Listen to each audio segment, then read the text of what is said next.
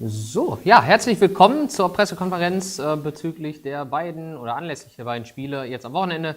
Zum einen jetzt morgen gegen die Iserlohn Roosters, zum anderen dann am Sonntag gegen die Eisbären Berlin. Mit mir erstmal nur dabei ist der Cheftrainer der Krefeld Pinguine, Clark Donatelli. Clark, welcome and good to see you back and not being sick. Sergej Savelyev, der Geschäftsführer, der stößt hoffentlich gleich zu uns noch dazu. Ich habe gerade noch mal ganz kurz mit ihm gesprochen. Er sagte, da ist jetzt noch ein dringendes Gespräch da reingekommen, wo er unpässlich ist. Er lässt sich entschuldigen, aber wir hoffen, dass es schnell geht, dass er dann gleich noch mal für eure Fragen zur Verfügung steht. Ansonsten finden wir mit Sicherheit noch eine Möglichkeit, das dann nachzuholen.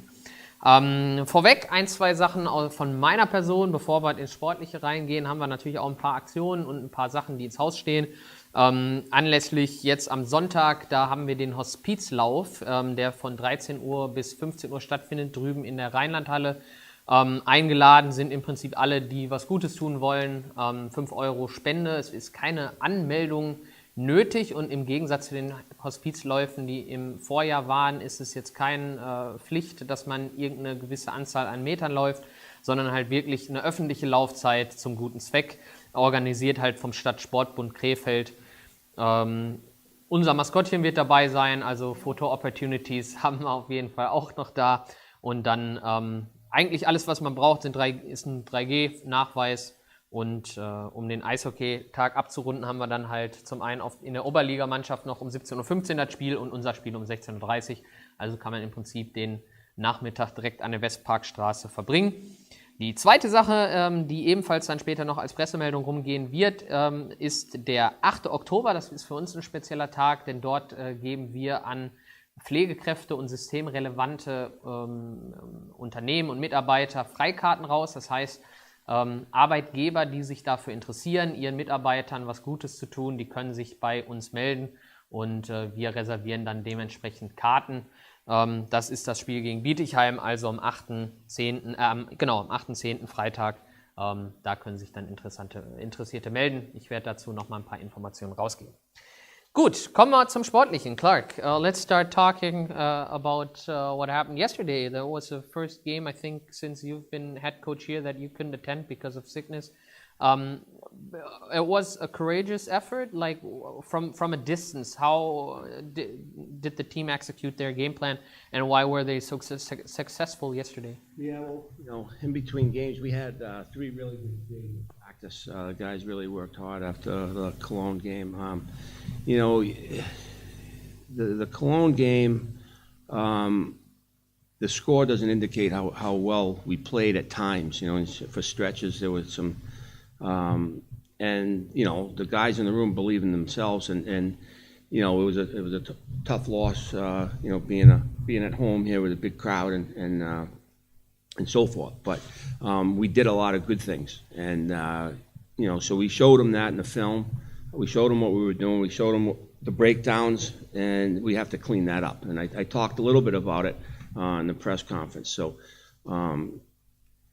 So going into the game with Mannheim, we changed some of our systems, but the ozone and stuff like that, neutral zone, we changed a little bit. But overall, we knew that if we can execute our game plan, that we can play. We can play with anybody because we have a really good team, and we believe in that. So we didn't like the result, but we got a point out of it, and I thought we played really well, and we executed our game plan. Really, really well. So overall, we did a lot of really good things. And like I said, it all starts in practice. We had 3 really good days of practice. We had another good day here today. Optional for the guys, obviously with they want to come out today or not because, we got to go right back at it. So, but overall, I mean, the guys, they believe in each other in the room and we believe in them and we have a good team and we're just going to keep sticking together and doing what we do and keep implementing our systems and moving forward. So to say that Mannheim, from a distance, obviously I wasn't there, so you don't get the energy and all that sort of thing. But they looked like they were coming. It wasn't like we're up 2-0, they're coming, and they're coming hard, and our D did a really good job handling their pressure. And our breakouts were good, our retrievals. I thought, we did a really good job through the neutral zone. And we played solid team defense, in front. And I thought Shillen played really well. We had to make some big saves. He made them. But, it was a good game for us. We needed that. That's good. And we're going to build off it. Also Coach sagt ganz klar, ist ein bisschen schwierig natürlich aus der Entfernung die ganze Energie auch zu spüren, die in so einem Spiel dann drinsteckt. Er sagt trotz alledem, die 3 Trainingseinheiten, die jetzt zwischen den Spielen waren sehr wichtig, weil man da halt die Möglichkeit hatte, nochmal ein bisschen an dem System umzustellen, die Defensivarbeit ein bisschen auszuloten, dass man da dann halt besser aufgestellt ist. Er hatte das Gefühl, das ist halt dann rein optisch gesehen gewesen, dass halt Mannheim nicht zurückgehalten hat. Also die haben halt wirklich dann spätestens nach dem 2-0 gemerkt, wir müssen hier arbeiten und wir müssen noch ein bisschen was aufholen. Das haben sie dann leider am Ende gemacht. Am Ende ist man dann nicht ganz so zufrieden mit dem einen Punkt, aber am Ende des Tages, denke ich, sollte man gegen Mannheim mit einem Punkt leben können. Yeah, you're talking about Oleg in net. I think there was it was quite entertaining because even the guys on the broadcast, they were like, that was unconventional. I think about the stack the pad save there, but was that not only for Oleg but also for the team maybe an advantage that nobody expected them to go into the game and really compete with Mannheim after the first 3 games? What is that something that helped the team maybe as well? Yeah, I touched on a little bit. Our team believes in ourselves. We know how good we are, and we just have to find a way to play a full 60 minutes and everyone believes in everybody in the room there. We're all, we have a lot of good players. And like I said, I go back to our practice habits, how hard we practice. And we know we're a good team. We just have to execute our game plan. And they did. They executed the game plan against Mannheim, almost a full 60, right? So we got a point. Obviously that's a very good team. One of the top teams in the league, and they're very well coached. So, we're happy with it. We'll take the point, and we're going to move on here. And we had a really good day of practice today, and we're just going to build off that. Ja. Also auch die Frage, ob es vielleicht sogar ein Vorteil war, dass mit Krefeld jetzt gegen Mannheim keiner so gerechnet hat, sagt er, also die Mannschaft glaubt ja an sich. Also insofern ist das definitiv kein Problem. Die mentale Seite ist da.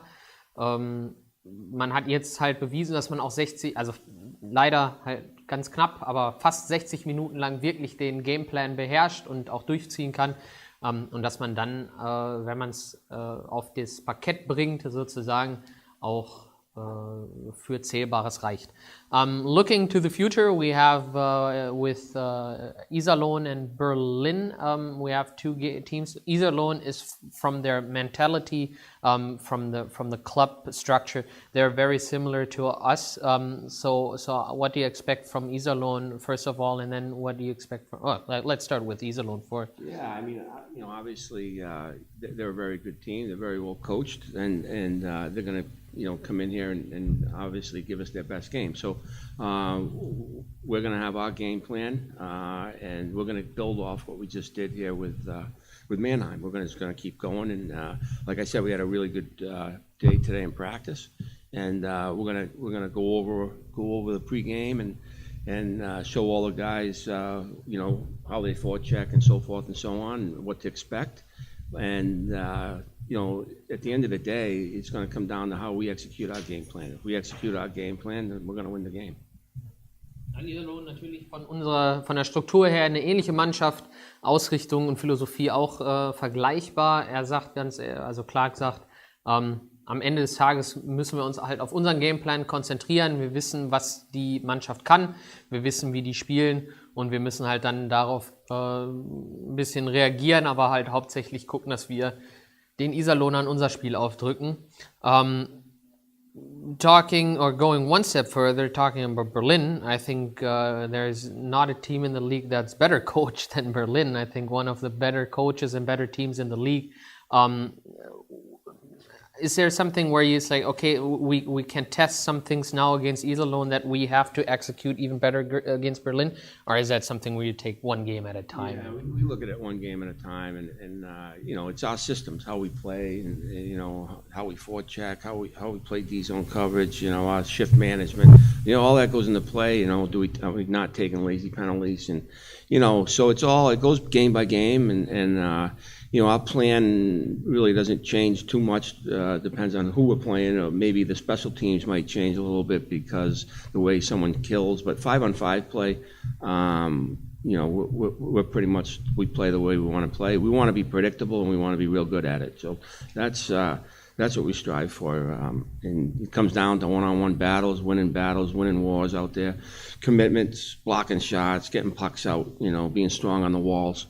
You know, all those stuff, all those details and habits that we do in practice, it comes out in the games. And I'm just really happy for the guys. You know, it's been tough, you know, and after the last loss to Cologne, and our guys came out hard, and I go back to it again. We had 3 really good days of practice, and they went up to Mannheim, and just really happy for them that they got a little bit of success up there and got a point out in a really tough building. But hey, that's history now. We're going to build off it, and we got Iserlohn coming in, who's another really good team, and they're very well coached, and we're going to take it one game at a time. Also wie gesagt, ein Spiel nach dem anderen. Erstmal gucken jetzt, dass wir Iserlohn schlagen, bevor wir dann halt gegen Berlin das sehen. Berlin natürlich eine der Top-Mannschaften der Liga. Gegen die muss man dann halt nochmal schauen, ob die gleiche Herangehensweise da ist. Am Ende, die Basics müssen stimmen. Die 1-gegen-1-Situation kämpfen, die Zweikämpfe gewinnen, etc. pp. Last question from my side before I hand it over to the journalist. The injury side of things. We know we had Shimi going down last week. What's his update? We saw good news there with Laurin, who had a good game and is back. But what about the other players that are not in the lineup right now? Yeah, well, Bergie's he's still upper body injury there, and he's still a week or so away. Shimmy, he's got about another, say, I don't want to put him at day to day yet, but you know, he's not too far away, and so you know, to get Lauren back in the lineup was really good. You know, obviously experienced player, veteran guy, brings a lot of jam to the lineup. He's fast. Just really good to have him back in the lineup. Ja. Also wie gesagt, Shimi weiterhin noch Day-to-Day, wie das so auf Neudeutsch so schön heißt. Also wird jeden Tag neu evaluiert, ob es reicht oder nicht. Beim Bergström ist ebenfalls noch das Fragezeichen da. Also für die kommenden Spiele wird das mit Sicherheit nicht reichen. Ja, gerne eure Fragen jetzt an Clark zu den Spielen oder zu den letzten Spielen, die jetzt kommen. Immer verletzt. Oh yeah, what about Bapat?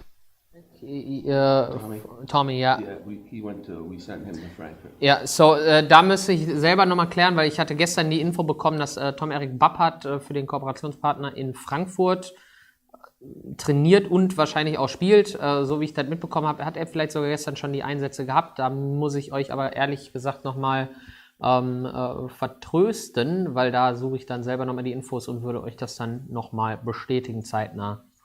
Heißt das, der ist schon in Frankfurt? Der war, also ich weiß, dass er gestern Abend, kurz bevor ich hier Feierabend gemacht hat, hatte er tatsächlich dann die Reise nach Frankfurt angetreten. Ist der Kooperationsvertrag mit Frankfurt denn jetzt unter Dach und Fach? Ja, also es ist, wie gesagt, da wäre jetzt Sergej ein sehr guter Ansprechpartner, da könntet ihr, da würde ich mit Sergej nochmal kurz drüber sprechen. Also meine Info ist, dass Tom-Erik jetzt mit einer Förderlizenz nach Frankfurt dann ausgestattet ist und daher dann auch dort zum Einsatz kommen kann. Es war ja mal im Gespräch, dass Kooperation mit Frankfurt angestrebt wird und gab es jetzt auch auf Nachfrage, auch beim Sergej nichts Neues eigentlich. Und sorry, da bin ich jetzt ein bisschen überrascht, sag ich mal. Wie gesagt, ich gebe euch die Informationen so schnell wie möglich weiter, wenn ich sie habe. Und in dem Fall würde ich da nochmal mit Sergej natürlich auch sprechen, mit Roger und den Leuten, die es dann eingeschielt haben. Ich bin ganz ehrlich, es kann sein, dass es halt wirklich ein kurzer Deal war, der sich dann halt auch aufgrund von Tom-Erik Bapperts Situation irgendwo ergeben hat. Die Wege im Eishockey, die Kommunikationswege sind ja relativ kurz. Das merkt man ja, ihr merkt es ja selber auch teilweise. Also wie gesagt, ich gucke, dass ich da euch natürlich noch vollständig drüber aufkläre, sobald ich die Informationen dann auch zusammen habe. Genau. Sehr schön. Wie ist der Stand der Dinge bei Belov? Sergej Belov, he was just sick. There was nothing more to it. He was just, ja. Also der ist auch wieder startklar, wenn er gebraucht wird. Also er hat heute auch wieder mittrainiert. Hatte halt, es grassierte so ein bisschen die Darmflora hier. Die war nicht ganz fit im Unternehmen. Wir hatten hier eine Geschäftsstelle, nämlich auch ein paar Leute sitzen. Also insofern, das war dann auch wirklich eine reine Vorsicht. It was für Clark auch. It was just like a security measurement to leave you at home because before it got bigger, we wanted to contain it. Ja. Genau. Genau, also Luca hat es auch mal, ne, also ein bisschen einfach, um es im kleinen Kreis zu halten, haben wir da lieber die Vorsichtsmaßnahmen ergriffen. Man kennt es ja jetzt sowieso mit Corona, dass es halt ein bisschen enger und strikter gesehen wird. Genau. Ist Belov denn morgen wieder im Kader, weil der Serge ja angedeutet hatte, dass Nikita mal eine Komplettpause bekommen sollte. Wie ist denn da? Yeah. So is that something that will be in consideration for tomorrow's game? Like who's going to be the starting goalies or who's going to be in the lineup? We haven't made a decision yet, but Belov's been at practice the last couple of practices, and it looks really good. So we're going to make a decision here this afternoon. Ja, also wird heute Abend oder Nachmittag entschieden.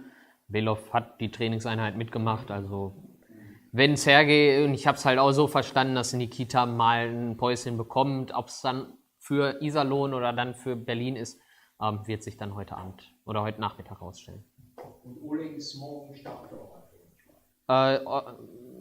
Wird heute Nachmittag entschieden.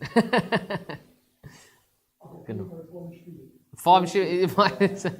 Ja, meistens weiß man nach dem Spiel besser, aber vor dem Spiel muss man ja entscheiden. So, eine Frage, one question that comes from a journalist from home, from Steffen Hoss. You've changed the system and it was more defensive. Is that something you will continue to do moving forward, or is that something where you like, okay, we'll evaluate from team to team, opponent? Yeah, I mean, that's just, I mean, obviously that's another system that we have, and it, you know, I'm not going to say we use it all the time, but yeah, we'll use it when we need to use it, and it works. It's not so much defensive. It's you know, we want to be a team that's hard to play against, you know, and we want to win battles, and you know, whatever systems that the team plays, you know, different teams play better with different systems, and you know, right now we're comfortable with that system that we played the other night. We had a really good game, and the guys really like it. So, you know, we'll probably stick with that system. But I don't want to say that we're not going to switch our systems. But that's, you know, we want to see what works for our team. And like I said, we want to be a hard team to play against, and that system is hard to play against. Also die Mannschaft hat natürlich jetzt da ein bisschen das System umgestellt, das ist schon ganz richtig gewesen. Allerdings kann man sich da jetzt nicht darauf festlegen, dass man sagt, okay, wir spielen jetzt wirklich immer nur stringent nach diesem einen System. Das wäre natürlich auch falsch. Clark und der Trainerstab möchte halt eine Mannschaft aufs Eis bringen, gegen die man halt schwer spielt, die einem das Leben schwer macht. Er sagt, das ist gestern zum Beispiel passiert, und da hat man ja ganz deutlich erkennen können, dass man sich da schwer getan hat. Wenn es der Gegner hergibt und die Spielsituation, dann klar, geht man auf dieses Spielsystem jetzt zur Zeit, aber man ist definitiv da immer noch in der nicht mal Findungsphase, aber einfach in der Phase, wo man sagt, hey, welches System passt denn überhaupt am besten zu der Mannschaft, und damit ist nicht nur die eigene, sondern halt auch der Gegner gemeint. Yeah, I mean, I don't want to tell you what we're going to play and what systems we're going to play. You know, that's you know, that's you know, kind of in house. I mean, you know, so but that system's worked very well for us, and it's another system that we have in our toolbox. A good magician never shows his magic tricks. Ne? Also ein guter Magier zeigt halt nie seine offenen Karten oder seine Zaubertricks. Wie in dem Fall auch, einfach nicht zu viel verraten, aber ich denke, da sind einige schlaue Köpfe, die sich das genau angucken werden. Noch Fragen von eurer Seite? Noch mal eine Personalfrage. Jo. Schatzki. Wie ist denn da überhaupt der Stand der Dinge? Ich habe mal gesehen, dass der drüben auf der anderen Straßenseite so ein bisschen mittrainiert hat und ja. Genau, also Nikita Schatzki ist halt bisher im Trainingsbetrieb des KfV 81 involviert. Also der trainiert dort mit der Oberligamannschaft mit. Ob er tatsächlich da auch in irgendeiner Form zu Spieleinsätzen kommt, das obliegt dann den Verantwortlichen des KfV 81, so wie ich es verstanden habe. Bei uns zurzeit in der verletzten Verfassung, wir beobachten ihn natürlich, aber gerade momentan spielt er für die DEL-Mannschaft erstmal keine Rolle. I hope I didn't say anything wrong. But Nikita, he's not actively practicing here. He's with the third division, with the Oberliga team. I'm not sure, but he doesn't practice with us now. Nein, also er ist zurzeit nicht bei uns im Training. It's been a while. Ja, schon ein paar Wochen jetzt, dass er drüben beim KfV 81 mittrainiert. Ne. Also wir haben immer noch eine Lizenz sozusagen, die wir vergeben können. Sidney Crosby wird's nicht, aber das schon mal. Oh, you have the connections actually. I'm not gonna be too as last if we'll check. Wir gucken mal, was sich machen lässt. Gut. Habt ihr noch weitere Fragen an den Clark? Weil es sieht ja, ich habe auch nochmal auf mein Handy geguckt, es sieht nicht so aus, als wenn es Sergej heute tatsächlich schaffen wird. Ich werde euch da auf jeden Fall nochmal die Möglichkeit geben. Vielleicht kriegen wir es auch im Rahmen einer Post-Game-Konferenz mal hin, dass Sergej sich ein paar Minuten für euch Zeit nimmt. Wie gesagt, ich entschuldige mich da in aller Form in seinem Namen und wünsche euch noch einen schönen Tag und auch den Leuten im Livestream. Vielen Dank fürs Zuschalten und auf bald. Bis dann.